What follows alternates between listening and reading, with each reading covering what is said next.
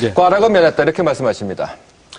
두 가지 측면에서 볼 수 있다고 생각이 됩니다. 일단 드러난 수치상의 부분인데 불명예 기록이 가장 많은 국회이지 않았나 생각이 됩니다. 일단 개원에서부터 상당히 오래 걸렸습니다. 역대 국회 사상 가장 오랜 기간에 개원하는 시간이 걸렸던 국회 89일이 걸렸는데 가장 오래 걸렸고 그 다음에 단독 처리한 건수가 역시 107건으로 가장 많았던 국회이기도 했습니다.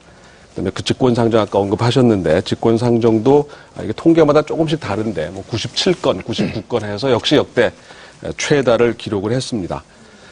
또 하나는 이제 발의 건수의 한 45%, 그다음에 이제 이미 폐기된 것까지 합하게 되면 한 절반 정도의 의안이나 법안이 정도에 폐기되는, 그래서 한 절반 정도가 폐기되는, 이 역시 5대 국회 이후 가장 최고를 기록해서 수치상으로 보면은 가장 역대 최악의 기록을 가장 많이 남긴 국회가 아닌가 생각이 되고, 네. 두 번째 측면에서 봤을 때는 역시 김진표 대표 지적하신 것처럼 정치력이나 소통이나 협상이나 이런 면에서는 여야 모두 낙제점을 받기 좀 어렵지 않나, 받을 수밖에 없지 않나 생각이 되고요. 다만 황운하 대표 지적하셨던 것처럼 막판에 몸싸움 방지법 등을 통과시킴으로써 19대 국회의 어떤 계기를 제공했다라고 하는 측면에서는 일부 그나마 좀 긍정적인 측면이 남지 않았나 생각이 됩니다. 교수님 말씀은 그거 하나 잘했다 이런 말씀이신 것 같은데요? 그거 말고도 좀 잘한 게 있긴 있겠습니다만은 굳이 따진다면 그나마 19대 국회가 할 수 있는 어떤 틀을 만들어냈다라고 하는 측면, 그것도 예. 여야가 내부 논란이 있었음에도 불구하고 어찌되었든 협상과 타협을 통해서 표결 처리했다라고 하는 것은 좀 좋은 측면이 아닌가 생각이 됩니다. 네, 김 교수님 어떻습니까? 네, 저도 동의하고 있습니다. 저도 어디 가면은 가장 많이 얘기하는 것이 민주화 이후로 가장 나쁜 기록들을 많이 가지고 있는 국회가 19대 국회다 이렇게 얘기를 하는데요. 18대요? 네, 18대다 예. 이렇게 얘기를 하는데요. 이미 이제 나쁜 얘기들을 다 하셨으니까 그러면 저는 반대로 좋은 얘기를 조금 하게 되면요. 역대에 가장 많은 법안을 또 처리한 국회도 사실은 18대 국회다라는 얘기를 할 수가 있습니다. 18대의 경우에는 17대에 비해서 2배나 많은 의안이 제출이 되었습니다. 네. 약 13,000여 건의 법안이 제출이 되었고요. 또 이를 55% 했기 때문에 그것만 해도 약 7,000건 이상 되는 법안을 처리했다 이렇게 얘기할 수 있을 것입니다. 그리고 더 주목할 부분이라고 한다면 의원 발의 법률안의 수가 아주 급증했다. 11,000건 이상의 의원 발의 법률안이 있었다라고 하는 것도 좋은 측면이다 이렇게 얘기할 수 있고요.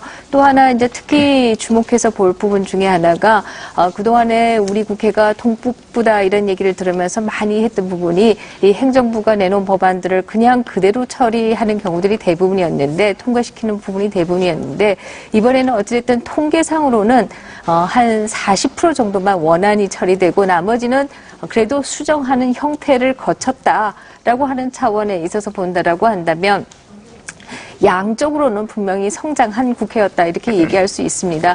그러나 정말 중요한 것은 갈등을 어떻게 해소하느냐, 이 부분이 중요할 텐데요.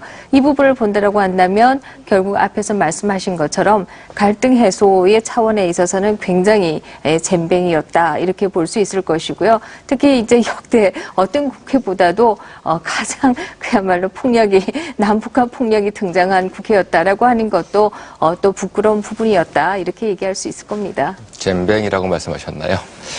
방청객분의 말씀도 또 들어보도록 할까요? 어느 분 말씀해 주실까요? 18대 국회 어떻게 평가하십니까? 예, 마이크 잡아주실까요? 자기소개 부탁드리겠습니다. 네, 경기대 정치전문대학원 박사과정의 정용혜입니다. 예. 우선 양당 대표님께 한번 여쭤보고 싶습니다. 18대 국회에서 국민들에게 가장 지탄을 받았던 법안은 국회의원 연금법입니다.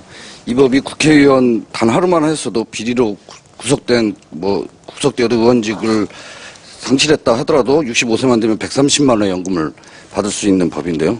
이 법에 대해서 두 대표님들은 어떻게 생각하시는지 한번 여쭤보고 싶습니다. 예, 또 좋은 질문이시고. 몇 분 더 질문 받고 아까 여쭤보고 예, 말씀하실까요? 예. 네, 안녕하세요. 저는 이화여자대학교 정치외교학과 석사 3학기 재학 중인 이은진입니다. 예. 저도 대표님 두 분께 질문이 있는데요.